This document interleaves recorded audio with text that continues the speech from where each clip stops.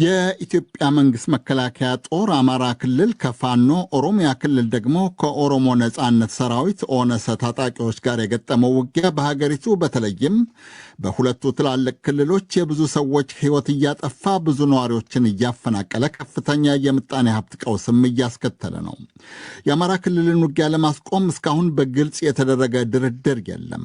በኦሮሚያ ክልል ለረጅም ዓመታት የቀጠለውን ውጊያ ለማስቆም ግን ከዚህ ቀደም ሁለት ጊዜ ታንዛኒያ ውስጥ በኢትዮጵያ መንግስትና መንግስት ኦነግ ሸኔ በሚለው የኦሮሞ ነጻነት ሰራዊት ኦነሰ ተወካዮች መካከል ድርድር ቢደረግም ተፋላሚዎች ባለመስማማታቸው ውጊያው አሁንም እንደቀጠለ ነው። የውጊያውን ሂደት የሚያደርሰውን ጥፋትና ለሰላም ያለውን ተስፋ በተመለከተ የኦነሰ አማካሪ ጃል ጅሬኛ ጉደታን የዛሬው የአንድ ለአንድ እንግዳችን አድርገናል። ዮሐንስ ገብረ እግዚአብሔር አነጋግሯቸው። ጃል ጅሬኛ ጉደታ የኦሮሞ ነጻነት ሰራዊት እና የኦሮሞ ነጻነት ግንባር አማካሪ ዛሬ እንግዳችን ሆነው ለሚሰጡን ማብራሪያ በዶቼ ቬለ ስም አመሰግናለሁ። እስቲ አሁናዊ የኦሮሚያ ሁኔታ በአጠቃላይ ኦሮሚያ ውስጥ ያለው ሁኔታ በተለይ ከሰላም አኳያ ምን ይመስላል? የኦሮሚያ ሁኔታ በጣም ባለፉት 6-7 ዓመታት የጦርነት ሁኔታ ነው የነበረው። አሁንም ከዚያ አዲስ ነገር የለውም። እንዲያውም በባሰ ሁኔታ ኦሮሚያ ውስጥ ብዙ ችግሮች እየደረሱ ነው። ሲቪሊያን ይታሰራሉ፣ ሲቪሊያን ይገደላሉ። የኦሮሞ ነጻነት ሰራዊትን መንገድ አሳያችሁ፣ አበላችሁ፣ አጠጣችሁ እየተባለ ቤቶች ይቃጠላሉ። የሲቪሊያን ቤተሰብ ቤቶች ይቃጠላሉ። የኦሮሞ ማህበረሰብ ትልቅ ሰቆቃ ውስጥ ገብቶ ነው ያለው። የኦሮሞ ህዝብ የራሱን ጉዳይ በራሱ እንዳይፈታ፣ የፖለቲካ ተሳትፎ እንዳይኖረው ከበባ ውስጥ ያለበት ሁኔታ ነው ያለው። አንድ ሰው የራሱን ሀሳብ በነጻነት የሚገልጽ ከሆነ የእሱ ልጅ የኦሮሞ ነጻነት ሰራዊት ጋር ተቀላቀለ ከተባለ ይገለላል።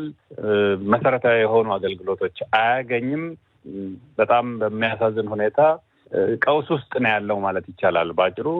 እንግዲህ እናንተ በኩልም በመንግስት ኃይሎች ጥቃት እንደሚሰነዝሩ በተለይ በሲቪሉ ማህበረሰብ ትገልጻላችሁ። በመንግስት ወገንም በተለያዩ የስራ ኃላፊዎች እንዲሁም የመንግስታዊው የሰብአዊ መብት ኮሚሽንም በሚያወጣቸው ሪፖርቶች ሲቪሎች ትገድላላችሁ የሚሉ ስሞታዎች ይሰማሉ።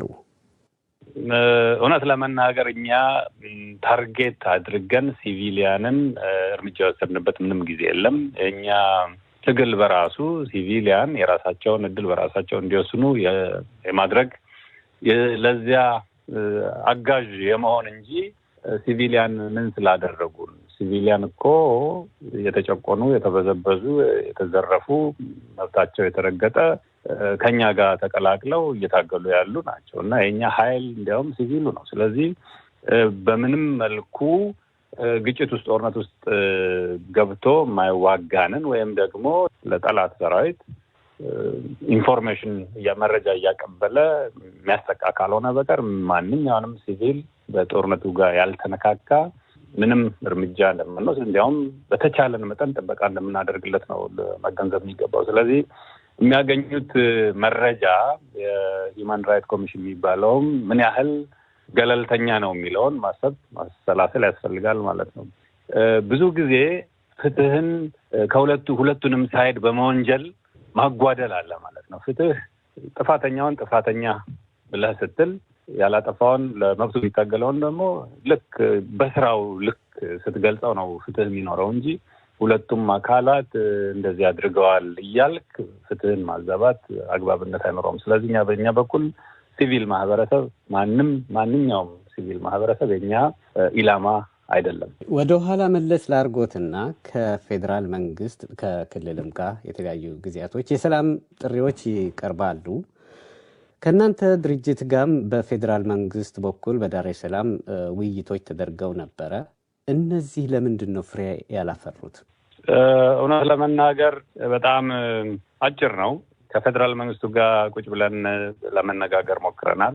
ከፌዴራል መንግስቱ የተሰየሙ ሰዎች ብዙሃኑ የደህንነት አካላትና የጦር ሰራዊት ጀነራሎች ናቸው።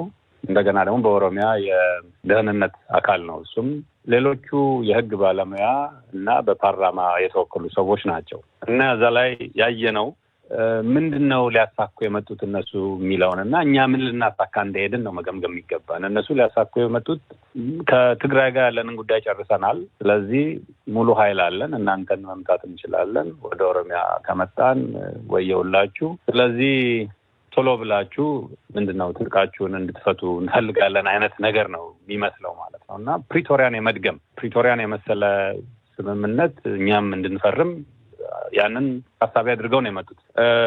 ያንን ማድረግ የማንችልባቸው ብዙ ነገሮች ስላሉ የትግራይ ጉዳይና የኦሮሚያ ጉዳይ የተለያዩ ስለሆኑ በዛ መልኩ መፍታት አይቻልም። እንዲያውም የፕሪቶሪያውም አሁን ሌሎች ችግሮች እያጋጠሙት እንደሆነ እያየን ነው። ያኔም ይሄ ችግር ሊመጣ ይችላል የሚል ግምገማ ነበረን በእኛ በኩል ደግሞ መሰረታዊ የሆነው የህዝብ ጥያቄ መመለስ አለበት። የህዝብ ጥያቄ ደግሞ እንዲመለስ ስርዓት መገንባት አለበት። ስርዓት ደግሞ ሲገነባ ተቋማት ላይ የተመሰረተ ነው የሚሆነው። ስለዚህ ተቋማትን፣ ህግጋቶችን እንደገና ደግሞ ያንን ተቋም የሚመሩ ሰዎችን ካስተካከልንና ሁሉም የፖለቲካ ፓርቲዎች፣ ሁሉም ማህበረሰብ የሚተማመንበት አዎ የኔ ነው እና ይወክለኛል የሚል ተቋም ሲኖር ሁላችንም ሊያስማማን ይችላል። ተቋሙንና ደግሞ የተስማማንባቸውን ህጎች የሚጠብቅ እንደገና ደግሞ የተመረጡ መሪዎችም ሲመረጡ ለነሱም ደህንነታቸውን መጠበቅ የሚችል የመከላከያ፣ የፖሊስ፣ የደህንነት አካላትም ነፃ መሆን አለባቸው። በአንድ ፓርቲ ቁጥጥር ውስጥ ካሉ መቼም ቢሆን ህዝቡ የራሱን ጉዳይ በራሱ መወሰን ስለማይችል ተቋማትን ማስተካከል እንደገና ደግሞ እነኚህን ሀገርና ህዝብ የሚጠብቁ ተቋማትን ደግሞ የህዝብ ማድረግ አንድ የፖለቲካ ድርጅት መሳሪያ ሳይሆን የህዝብ እንዲሆን ማድረግ የሚቻልበትን ሁኔታ መዘርጋት አለብን እና ከመሰረቱ የህዝብ ጥያቄ በኢትዮጵያ ውስጥ የነበሩ ችግሮች ለማንኛውም ብሔረሰብ በሚሰራ መልኩ እንደዛ ነው መስተካከል ያለበት እንጂ ህመሙን ያስከተለውን ጉዳይ ትቶ የህመሙን ምልክት ማከም ዋጋ የለውም የሚል እነኚህ ሁለት ትላልቅ መሰረታዊ ጉዳዮች ላይ ነው ሳንስማማ የቀረ ነው ማለት ነው። ጃል ጅሬኛ ጉደታ ዛሬ ሰምተውት ከሆነ ዛሬ አድማጮች ይህን ቀረጻ እያደረግን ያለ ነው ሮብ ሚያዝያ 1 ቀን 2017 ነው። የብሔራዊ የደህንነት ምክር ቤት ባወጣው መግለጫ በተለያዩ የኢትዮጵያ ክልሎች የሚካሄዱ በተለይ ኦሮሚያም አማራም ባሉ ሁኔታዎች በተደረጉ የሰላም ጥረቶች ህግ የማስከበር ሁኔታ ውጤታማ እንደሆነ፣ ህዝብ ደግሞ ሰላም በማምጣት አካባቢውን ማስከበር እንደጀመረ ይገልጽና ይህ ሰላማዊ ሁኔታ እንዲቀጥል አቅጣጫ ተቀምጧል። ያ ካልሆነ ግን ህግ የማስከበር ሁኔታ ተጠናክሮ እንደሚቀጥል የገለጸበት ሁኔታ አለና ለዚህ የሰላም ጥሪ ምንድን ነው ምላሻቸው? እውነት ለመናገር የተለየ ምላሽ የለንም። ህዝባችን መሰረታዊ የሆነ የፖለቲካ ጥያቄ አለው። ያ የሚመለስለት ከሆነ ያንን ደግሞ የሚመልስበትን ስርዓት የማይገነባ ከሆነ መቼም ሊመለስ አይችልም ማለት ነው። ይህ ፍትሃዊነት በሰፈነበት አካባቢ ሀገር ውስጥ ሰላም ሊመጣ አይችልም። ሰላም ልታመጣ የምትፈልግ ከሆነ ፍትህን ማስፈን የግድ ነው በመጀመሪያ ደረጃ። ስለዚህ የብሔራዊ ደህንነት የሰላም ጥረቶች ያደረግኩኝና ፍሬ አፈራ የሚሉት ቅድም እንዳልኩህ ማስታገሻ ነው። ሰው መግደል፣ ህዝብ ማሰር፣ ማስፈራራት፣ ማሸበር በዚህ መልኩ ሰላምን ላመጣ እችላለሁ ብሎ የሚያስብ ከሆነ ሞኝነት ነው የሚሆነው። ህዝብን አሸብረህ፣ ህዝብን አስረህ፣ ህዝብን ጨቁነህ የሚመጣ ሰላም የለም። ለጊዜው ያስታገስክ ሊመስልህ ይችላል። ግን በተጨቆነ ቁጥር እንዲያውም እያመረረ እየተደራጀ ከዚያ ጭቆና፣ ከዚያ ብዝበዛ፣ ከዚያ የምንድነው የስነ ልቦና ስብራት ሊወጣ መታገሉ ማይቀር ነው የሚሆነው። ስለዚህ በዚህ መልኩ የሚመጣ ምንም ሰላም ስለሌለ የሚቀመጠውን አቅጣጫ አስቀመጥን የሚሉት ማስታገሻ የመስጠት፣ የመግደል፣ የማሰር፣ የማባረር እና ደግሞ በፕሮፓጋንዳ ተጠቅሞ ህብረተሰቡ እንዲሸበር የማድረግ ተስፋ እንዲቆርጥ የማድረግ ስራዎች ከመስራት ውጪ መሰረታዊ የሆነውን የፖለቲካ ችግር በፖለቲካ አግባብ ለመፍታት ምንም ፍላጎት እንደሌለ የሚያሳይ ነው። ስለዚህ በእኛ በኩል ሰላም ለህዝባችን አስፈላጊ ነው። አዎ በጣም አስፈላጊ ነው። ምን አይነት ሰላም? ዘላቂ ሰላም። እንዴት ሊመጣ ይችላል? ፍትህን ማስፈን። እንዴት ፍትህ ሊሰፍን ይችላል? የፖለቲካ ጥያቄዎች አሉ። እነኛን የፖለቲካ ጥያቄዎች በአግባቡ ቁጭ ብሎ ለመፍታት ጥረት ማድረግ። ያንን ደግሞ ስንፈታ ቅድም የጠየቅኳቸው ተቋሞች ያስፈልጋሉ። እነኚህ ህብረተሰቡን የሚገድሉ፣ የሚያስሩ፣ የሚያጎሳቁሉ የሀገር ተቋም መሆን የሚገባቸው የአንድ የፖለቲካ መሳሪያ ሆነው ህዝብን መግደል እንዲያቆሙ የማታደርግ ከሆነ እንዴት ብለህ ነው ወደ ሰላም የምትመጣው? እንግዲህ ህዝብ ደግሞ ያንን እየተጋፈጠ እየታገለ ያለበት ሁኔታ ውስጥ የተቀመጠው አቅጣጫ ሰላም የሚያመጣ የሚሆን አይደለም። ህዝብ መፋለሙን አይተውም። የኦሮሞ ነጻነት ሰራዊትም ከህዝብ ጎን ቆሞ ፍልሚያው ይቀጥላል ማለት ነው። ስለዚህ ዘላቂ ሰላም ለማምጣት የግድ ስርዓት መገንባት አስፈላጊ ነው። ያንን ደግሞ ለመገንባት ነጻ የሆነ ስርዓት ለመገንባት ፍላጎቱ ስለሌላቸው ወደ ሰላም ሊቀርቡም አይችሉም። ሰላም ዘላቂ ሰላም ማምጣት አይደለም ጊዜያዊ የሆነውን ሰላምም ማምጣት የሚችሉበት ደረጃ ላይ የሉም። እዛ ቁመና ላይ እንደሌሉ መገንዘብ አስፈላጊ ነው። ዘላቂ ሰላም እንዴት ይምጣ የሚለው የመጨረሻ የማጠቃለያ ጥያቄ ነበረ። ያው እርሶም አሁን ጠቃቅሰውታል።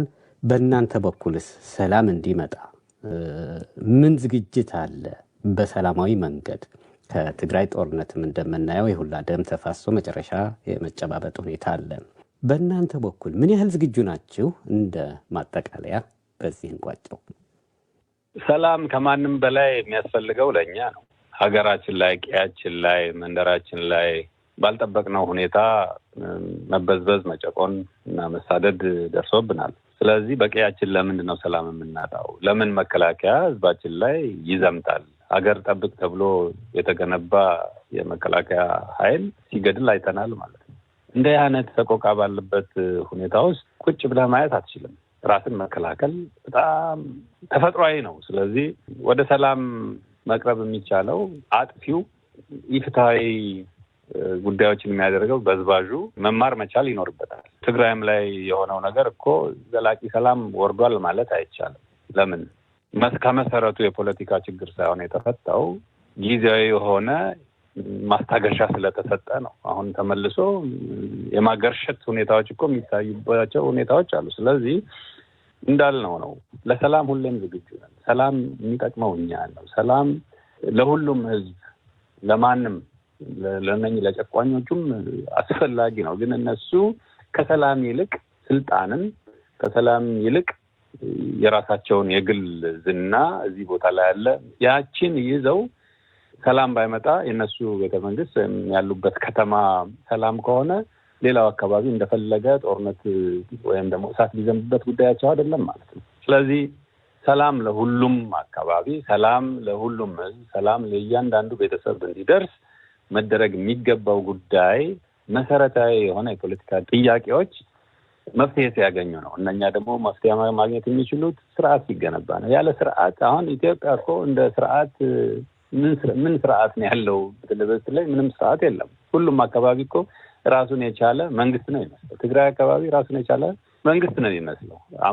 አማራ አካባቢ እንደዚሁ ነው። ኦሮሚያ አካባቢ ገጠሩ ጋር ብታይ የኦሮሞ ነጻነት ሰራዊት የተቆጣጠራቸው ቦታዎች ናቸው ያሉት እና እንደ መንግስት ወደ ትልቋ ከተማ ወደ ፊንፊኔ አዲስ አበባ ከትሞ ያለበት ሁኔታ ነው ያለው። ስለዚህ ይሄ እየጠበበ ህዝቡ ደግሞ እየተፋለመ ወደ ትንሽ ቦታ እያስገባው ነው ያለው።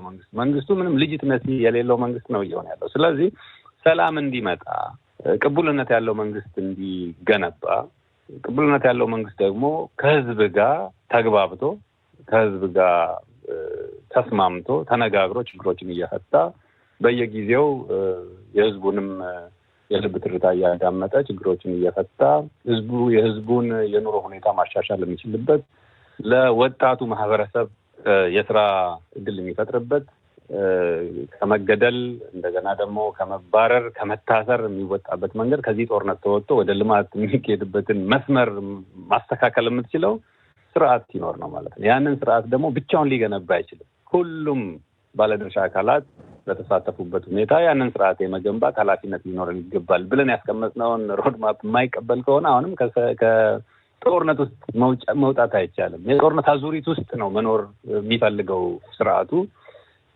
ስለዚህ ስርዓቱ በመረጠው መንገድ መሄድ የሚቻልበት ሁኔታ የለም።